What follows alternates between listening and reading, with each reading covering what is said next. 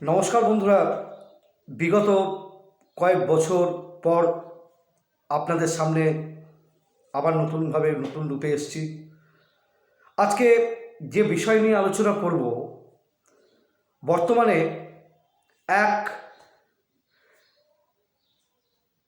নটিবিনোদিনী পঞ্চরস ভাণ্ডক নামক এক ব্যক্তিত্ব, নাম দৃঢ়কৃষ্ণ ঠাকুর।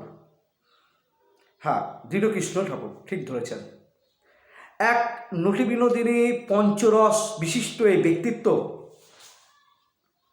আমাদের সনাতন ধর্মী সমস্ত মানুষদের মনে প্রতিটা মুহূর্ত আঘাত দিয়ে চলেছে।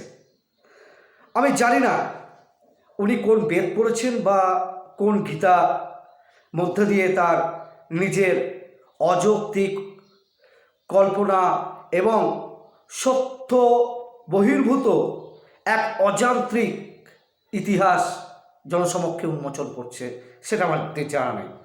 তবে এইটুকু আমি নিশ্চিতভাবে বলতে পারি,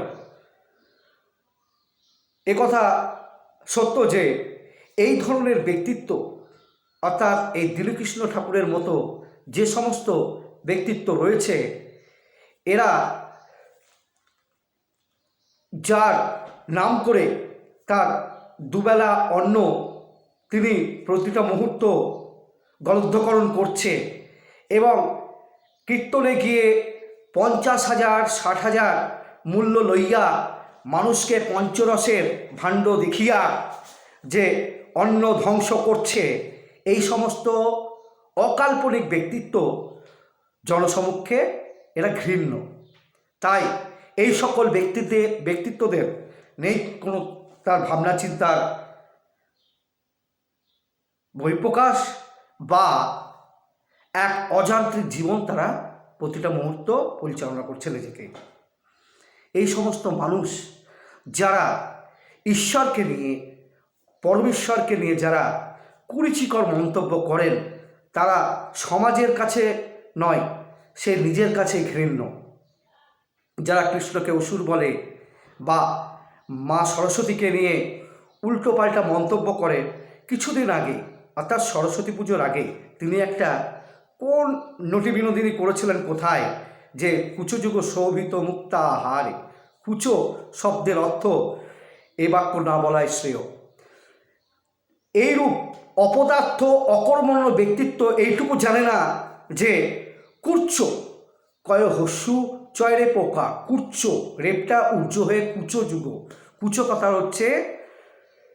কথার অর্থ হচ্ছে অঙ্গুলির অগ্রভাগ, অর্থাৎ মা সরস্বতীর যে অগ্রভাগ, অঙ্গুলির যে অগ্রভাগ রয়েছে তা মুক্ত দ্বারা শোভিত। এই কারণেই শোভিত, তার যে বীণা রয়েছে, তিনি বীণা বাদনরত মুক্ত শোভিত এই বীণা তার পক্ষে প্রযোজ্য। অর্থাৎ দিস ইজ দ্য সিম্বল।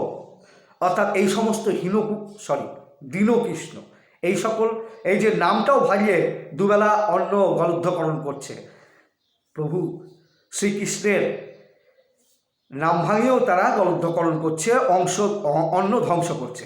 এই সমস্ত মানুষের থেকে সহস্র হাত দূরে। আরেকটা প্রশ্ন সমাজের কাছে আমার একটা বড় জিজ্ঞাসা চিহ্ন, এই সমস্ত অপদার্থ ব্যক্তিত্বদের কীর্তনে কিভাবে স্থান দেওয়া হয় আমার জানা নেই। আবার এরই এক সাকরের, অর্থাৎ এরই এক অকর্মণ্য কুষ্মণ্ড এক রয়েছে, খুব সম্ভবত নাম সুরজিৎ, সেও একটা ভিডিও দিয়ে এই সমস্ত অপদার্থ কোথা থেকে গীতা নিয়ে এসে, মানে অলিক কল্পনায় ভেসে এক ধরনের গীতা তারা প্রতিস্থাপন করছে মানুষের সামনে। তো বন্ধুরা, একটাই বলবো, এই সমস্ত ব্যক্তিত্বর হাত থেকে সহস্র হাত দূরে থাকবেন। এরা যে কোনো মুহূর্তে, যে কোনো সময়, যে কোনো পরিস্থিতিতে এরা পরিবর্তন ঘটতে পারে সময় বিশেষে।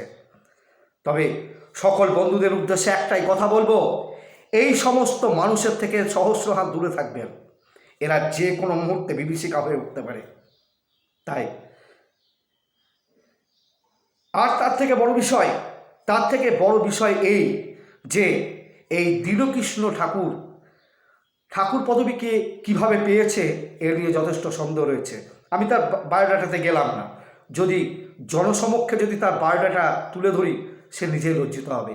এবং সকল মানুষ জানে তার বায়োডাটা, সে কোথা থেকে এসছে, সে নিজেকে যে একজন কলেজের প্রফেসর মনে করে, অবশ্যই নয়। এইটুকু আমি গায়ের জোরে বলতে পারি, সে কোনো কলেজেরই প্রফেসর নয়। অথচ নিজেকে বলছে প্রফেসর। আরে মূর্খ, আরে অকর্মণ্য, এইটুকুও তার জ্ঞান নেই যে গীতাতে কি রয়েছে।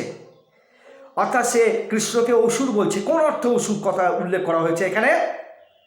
আমি যদি আমার নাম সুস্মিত আচার্য, তার নাম হচ্ছে রূপক শর্মা, তার নাম হচ্ছে কৃষ্ণপদ শর্মা। অর্থাৎ কৃষ্ণপদ শর্মা, সুস্মিত আচার্য, রূপক শর্মা, এরা এই সমস্ত নামধারী, ধরুন অন্য কারোর নাম আছে, রূপক শর্মা দিয়ে বলছি, রূপক শর্মা এখানে চুরি করেছে, এই করেছে, ওই করেছে, তার মানে এই নয় যে আমি চুরি করেছি বা রূপক শর্মা চুরি করেছে, বা আমার নামে হয়তো কোনো ব্যক্তি হয়তো অপকর্ম করছে, তার মানে এই যে সুস্মিতা যে অপকর্ম করছে। আমি এই কথাটা এই কারণে বললাম, যেখানে পাঠ উদ্ধার করেছেন এই সমস্ত দীনহীন, যাই হোক দুঃখিত, কোথা থেকে নিয়ে এসছে যে কৃষ্ণ এখানে অসুর হিসেবে উল্লেখ করা হয়েছে, এবং সহস্র পুত্রকে তিনি হত্যা করেছিলেন এই কৃষ্ণ নামক অসুর, এবং ব্রহ্মা তাকে কি করেছিলেন না বধ করেছিলেন।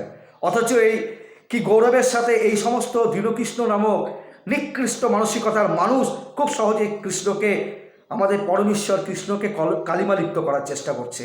এই সমস্ত মানুষের হাত থেকে সহস্র হাত দূরে, ভয়ঙ্কর নেকড়ের জাতেরা। তাই বন্ধুদের উদ্দেশ্যে একটাই কথা বলবো, হাতি চলে বাজার, কুত্তা ভকে হাজার। ওরে দীনকৃষ্ণ মূর্খ ব্যক্তি, তোর কথায় সনাতন ধর্ম বিনষ্ট ঘটবে না। আমি জানি তুই হিন্দু নস, অবশ্যই হিন্দু নস, তুই হয়তো বৌদ্ধ ধর্মাবলম্বী হলেও হতে পারে। তা বলে বৌদ্ধ ধর্মকে ছোট মনে করছি না, এরা বৌদ্ধ ধর্মেও নয়, এদের কোনো ধর্মই নেই, এদের কোনো বর্ণ নেই, এদের কোনো ধর্ম নেই। যদি বৌদ্ধ ধর্মাবলম্বী যদি হতো, বৌদ্ধ ধর্মের অষ্টাঙ্গিক মার্গের কথা সর্বদা অনুসরণ করত, এরা তাও নয়। তাই বন্ধুরা, বহুদিন পর এলাম আপনাদের সামনে। তো আমার এই কথাটা যদি আপনাদের ভালো লাগে, অবশ্যই কমেন্ট করবেন, শেয়ার করবেন এবং অবশ্যই লাইক করবেন। আর যে সাবস্ক্রাইব বাটন যেটা রয়েছে জাস্ট ক্লিক করবেন। নিত্য নতুন ভিডিও আপনাদের সামনে উপস্থাপন করব। নমস্কার।